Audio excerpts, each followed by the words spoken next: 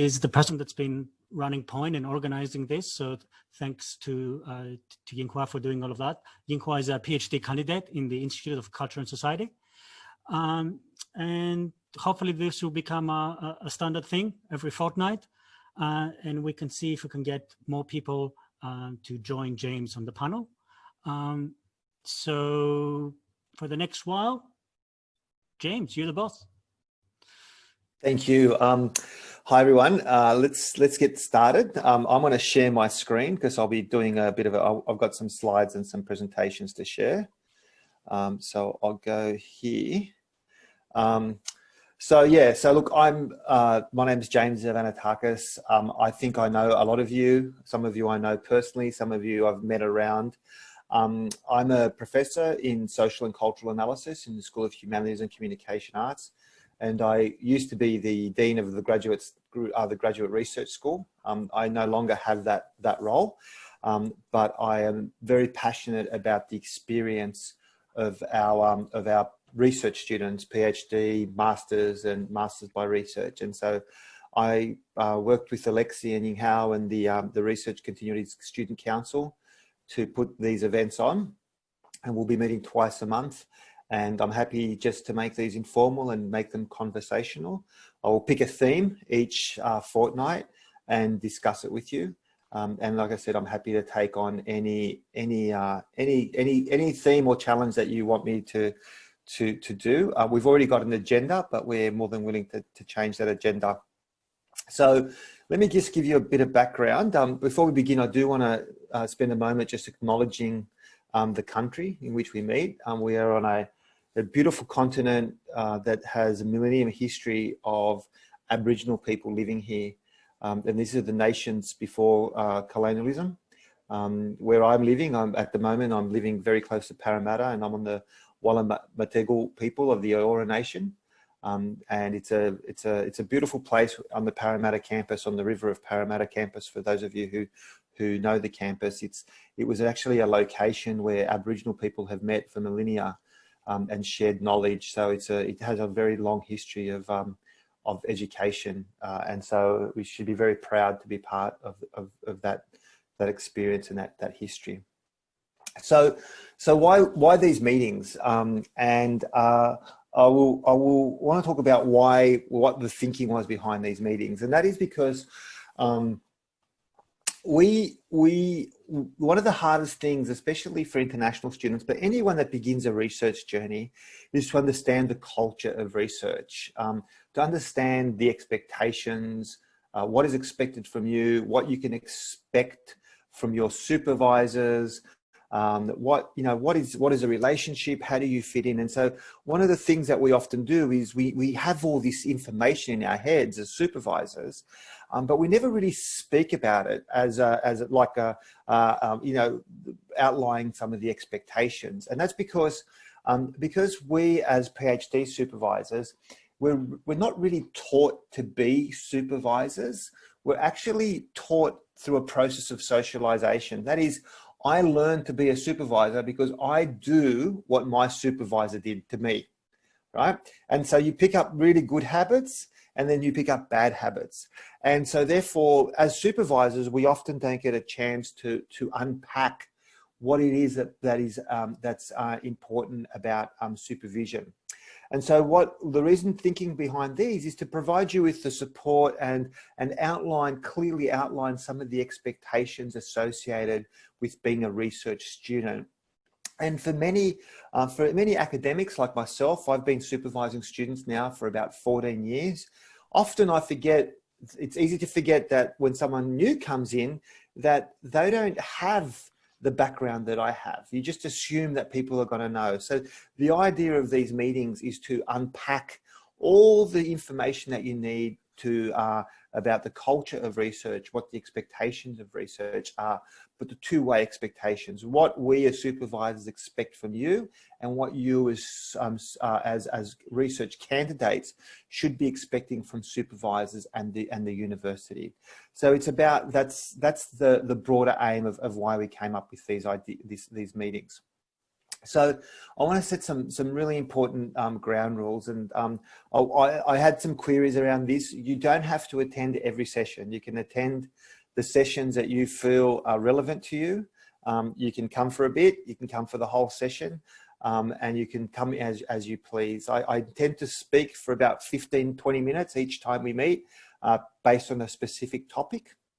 I will then like to take questions and answers regarding that specific topic if people have queries or they want to ask questions. And then also, and then after we do that and we have time, then I'm happy to open up for more generic questions and answers if people have any questions they want to ask me about other issues. And I'm also happy to take on future topics if people have anything specific they want to ask. I will answer your questions honestly. I will speak to you truthfully as best as I can. And I will be, share my knowledge, and I will be, I'll be truthful and respectful. And as always, in all these things, I'm happy to disagree with you, and I'm happy for you to disagree with me, but I will always expect things to be respectful. And just finally, one thing is to say that if you have any questions afterwards, you want to talk to me or send me an email, then I'm always happy to talk to you offline. And as I said, all these slides will be made available through the Continuity Task Force. Okay, so let's begin talking about the focus. And the focus today is very much about getting the most out of your supervisory meetings. So I want to talk a little bit about that. I'm going to present 5 steps. But before I do, I want to give you some things to think about, okay? And that is that your time that you spend with your supervisors is incredibly valuable. If it's an hour a fortnight or an hour a week or 1 hour a month, it'll vary depending on the stage of where you are in your candidature. It is incredibly valuable and you need to take advantage of it. And your supervisor in many ways will respond to your preparation. If you turn up prepared, then your supervisor will be prepared. If you turn up unprepared, then your supervisor will tend to mirror that and be unprepared as well. So really you need to make sure that you're as prepared as possible. The second thing to remember, and this is where it's important that we're honest and truthful, is that your PhD is your focus. Your research, your master's is your biggest focus, right? That's what you're working on. 35, 40 hours a week, that's what you're doing every day. What your supervisor is doing, and if you look at me, for example, I've got 5 PhD students. I do teaching, I have an administration role, I have to do my marking, and I'm trying to publish my own research. So while for you, often this is your biggest focus, for a supervisor, it is an important part. It is important, but it is just one part of what they have to do.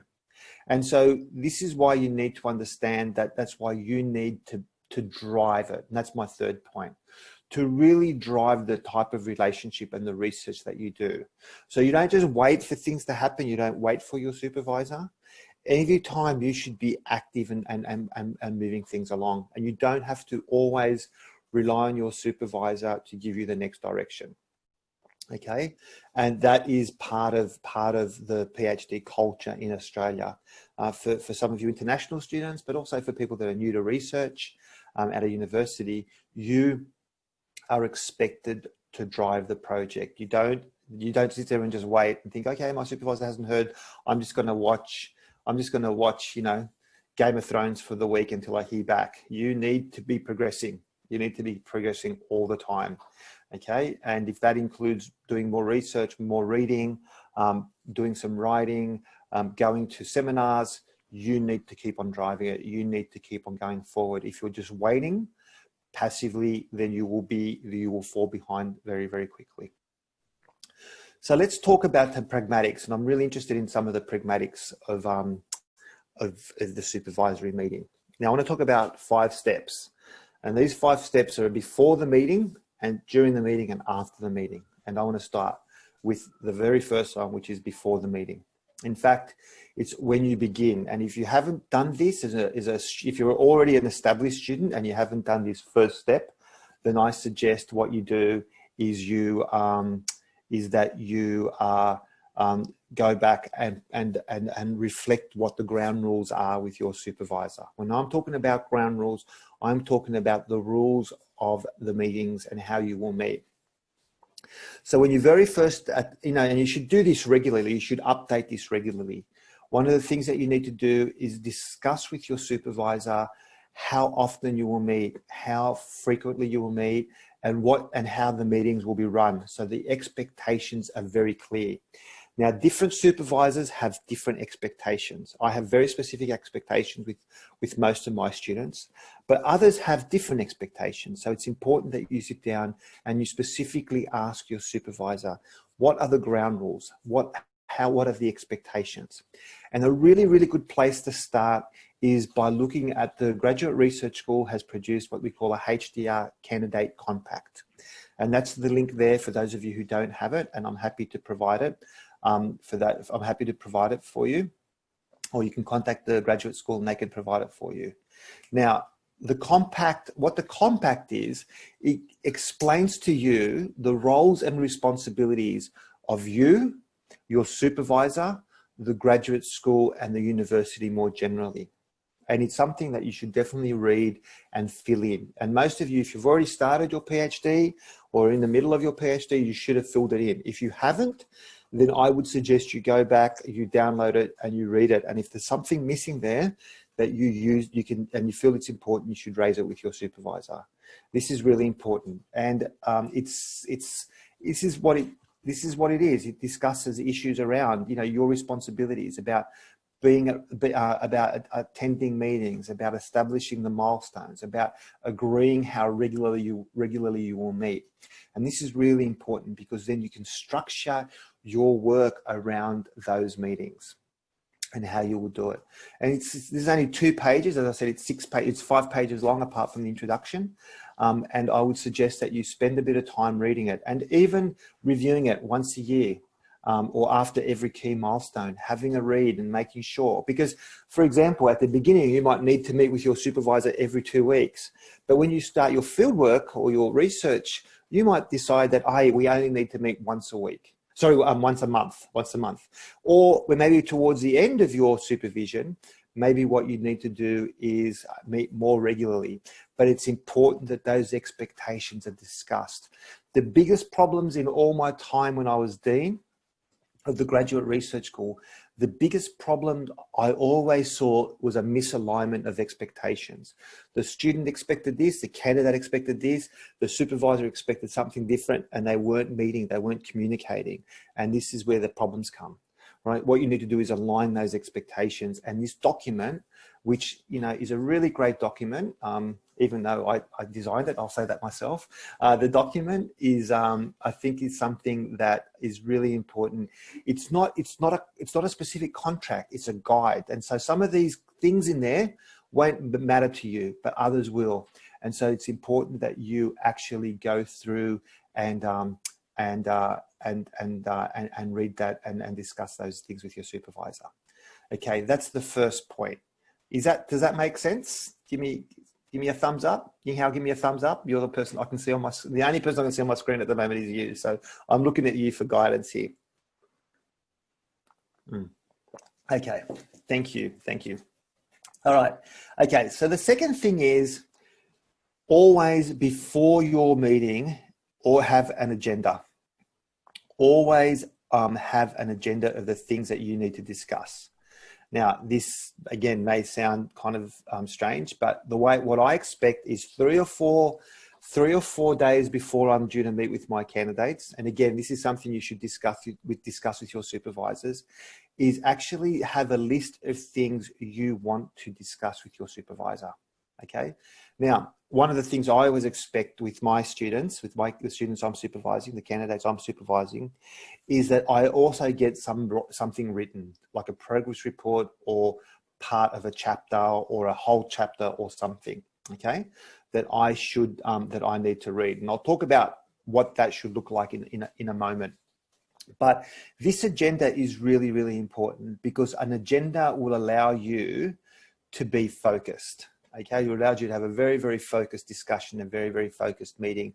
It also means you won't forget things. The last thing you want is to have a meeting with your supervisor, walk away, and then, you know, you sit down, order a cup of coffee, and then you think, oh, I forgot to ask about conference funding or something like that. Okay, so it's really, really important that you constantly have that you have this agenda to make sure you cover things. Now, this is an example of the agenda. To begin with, you might want to discuss. This is just one example, right? And it could be much more. And it'd be interesting to hear. You know, I know there's some other supervisors here if they want to share. But example, if I was a candidate and Alexi was my supervisor, I would sit there and I say to Alexi, okay, here's the update. This is the progress I've made. I would seek his feedback on. On the progress report or the writing I've provided him.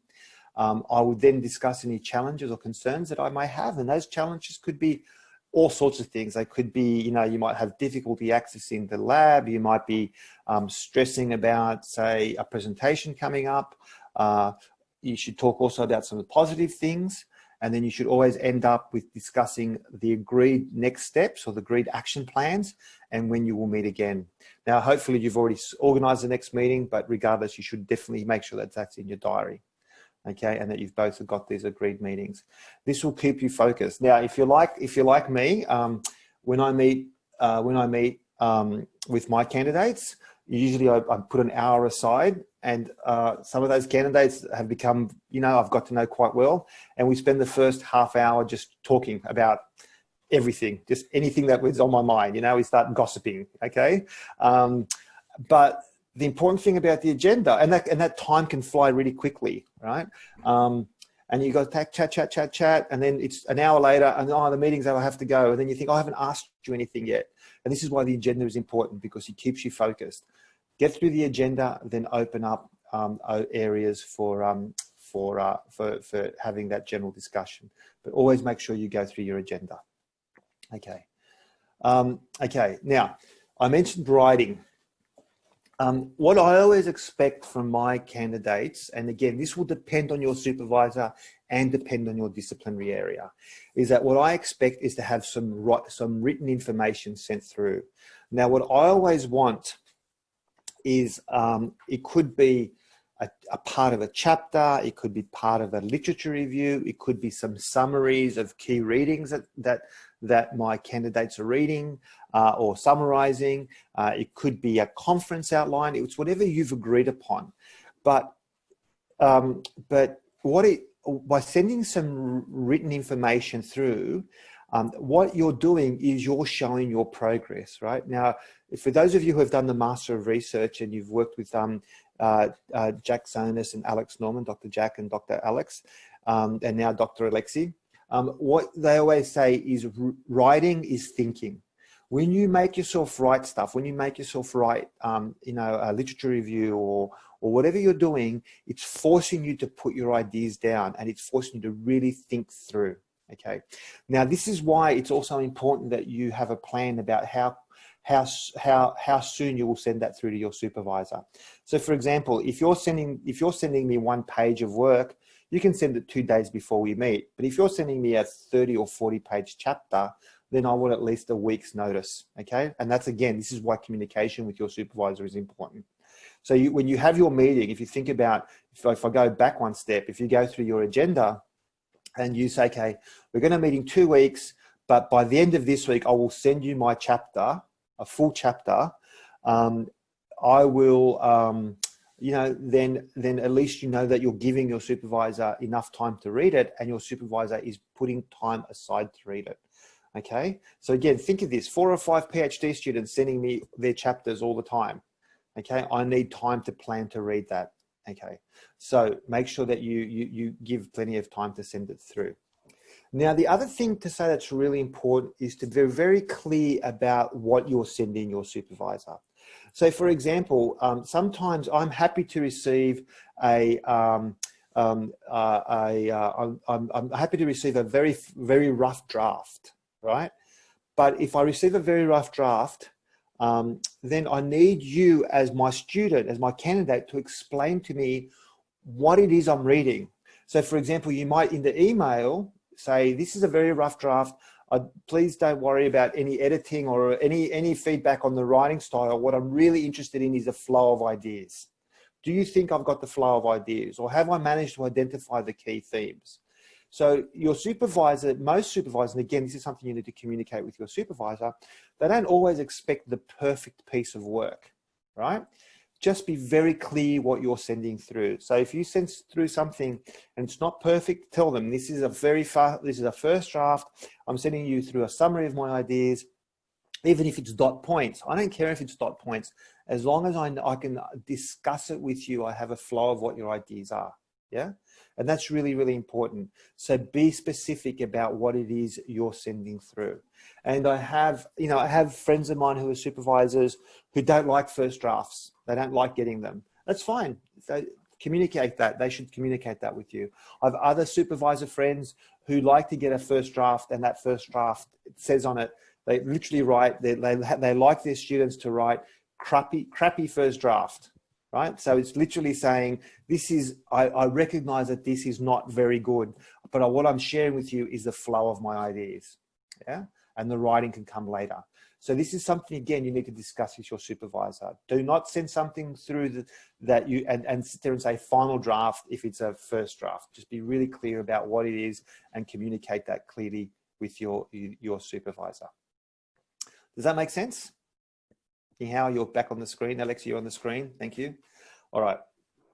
Now, 2 key tips I want to share here with you that I think are really important. Okay. The first tip is to be open to feedback. Okay. Be really open to feedback, even if it's difficult. And sometimes when we're writing information, when we're writing work and you receive critical feedback and sometimes criticisms, it's easy to take it personal, but it's not personal, okay? Look, I've published, 12 books or 14 books. I have over 100 articles published.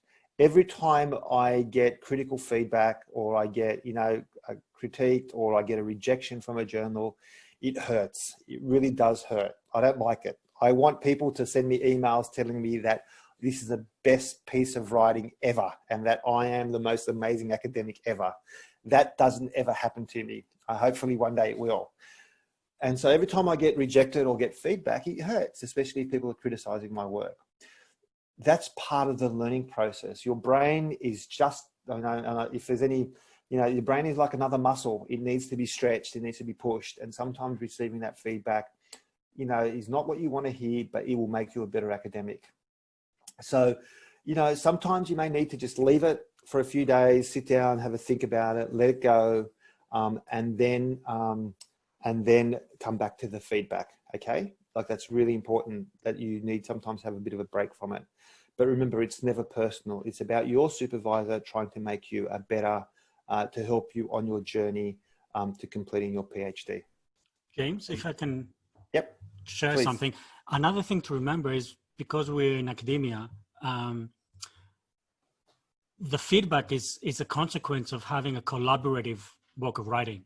So if I was writing a book by myself, for myself, and expecting no one else to read it, no one in my community to read it, then I don't need anyone's feedback. But because I work with another academic or because I work in my community, the purpose of the feedback is to blend my idea and merge it with what the status quo is. And if I'm pushing something controversial, then I have to be respectful that not everyone's going to be on board immediately.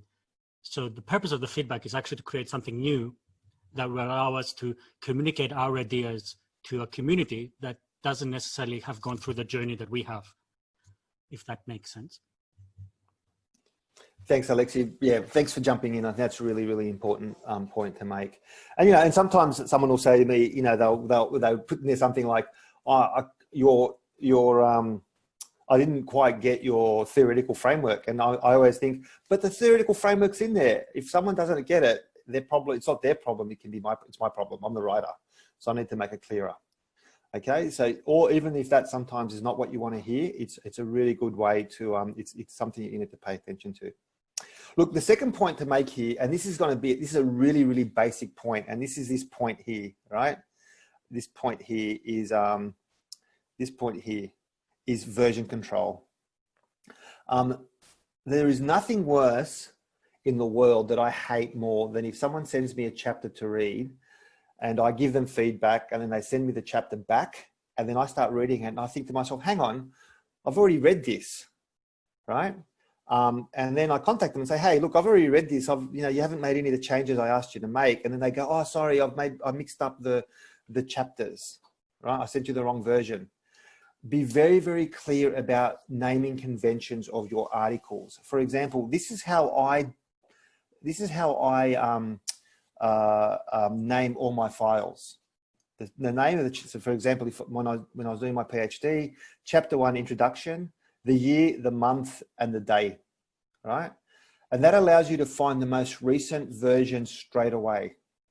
Okay, when I first started my PhD journey, I used to just write names like latest version, and then I used to write next latest version, and then I would the one after that, and then I got to a point when I was like, hang on, what was first, the one after that or the latest? That was just silly names, right?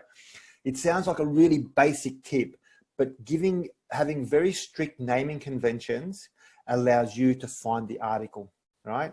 And that way you're not, or allows you to find the chapter. And that means that you're not doing something silly like sending the wrong chapter to your supervisor. Because if I want to put 3 hours aside and I spend an hour reading something, then I go, hang on, I've read this before. It's exactly the same as last time. It's so frustrating. Does that make sense? Cool. Okay. Thank you, Malik. You're the man. Thank you. Okay. So now, next one, during the meeting. Again, some of this may sound a little bit silly, but as I said, go through the agenda, right? Very clearly go through the agenda. Take notes, take lots of notes, okay? Some of you, if it's over Zoom or even face-to-face, it may be worth recording the meeting. Some of you may record the meeting. One of my PhD students who I worked with up until recently has finished, used to record meetings whenever we met. If you do that, it's important to ask. It's important to ask for permission, yeah? But it can be really good. And I know that sometimes, especially, if English is your second language, and sometimes if people are speaking fast, or there's 3 or 4 supervisors, you have 3 or 4 supervisors in the room and they're all speaking. Sometimes you're like trying to keep up. So sometimes it's a good idea to record the meetings, and then you can go back and listen to them if you need to. But if you do that, then ask for permission. So make sure you go through the agenda as you're going through. Make sure you take notes, and then before the meeting is finished, make sure that you agree on the next steps. Right? Say, okay, so we'll meet again in 2 weeks at 12 o'clock on the 15th of June, or 1 o'clock the 15th of June. What I will do is I agree to do bang, bang, bang. Tell them what you plan to do, what the next steps are, and you promised me, and that you will do this. So you have very clear to-do list afterwards. Okay, and so that is really important that you agree on the next steps. It's also a good chance to be honest with your supervisor if something's come up. So for example, if you're working at the university and you have to do marking and that's going to delay your responses, that's where you can inform your supervisor. Okay, I tell a story about a friend of mine when I was doing my PhD. One day she saw her supervisor and she went in and hid behind the photocopy machine, behind the printer, right? And I said, why are you hiding from your supervisor? And she said, oh, because I promised to finish some work and I haven't done it because I've been too busy marking. Like, that's not healthy. That's not good, right? Tell your supervisor, hey, now that I've done this, I want to have a long weekend, or it's my son's birthday, or it's my mum's birthday, and I'm going to take some time off. Yeah, I'm going to take 2 days off, so I won't get you that information straight away. Communicate. So important. Yeah. All right. And then the final step is after the meeting, after a day or two, within a day or two, no more than 1 or 2 days. It's really important that you send through a summary of the meeting. the key points agreed to, and then also the list of the action items agreed to. Yeah. So, you know, for example, say that I'm the student and Chris is my supervisor. I would send saying, you know, dear Chris, I sent an email saying, dear Chris, thank you for your time. Fantastic. I really appreciate it. I got a lot out of the meeting. Just confirming the action items that we'll meet again on the 15th of June at 1 o'clock. I will send through before, and I agree to do the following 3 things. A week before, I will send through my literature review. I'll send it to you by Friday. I'll identify 3 potential zones for case studies, and I'll begin to the ethics application. And if you can just follow up the issues you agreed to, introduce me to your contact at Sydney Uni, maybe we, you know, confirm you. But these are just examples of what you need to do. But by listing it very clearly, it actually takes things. It means that your supervisor is not going to forget, and this also sets up the agenda for the next meeting. Okay. It also gives you a very, very clear focus of what the agenda for the next meeting is. So I think that's all I had to say.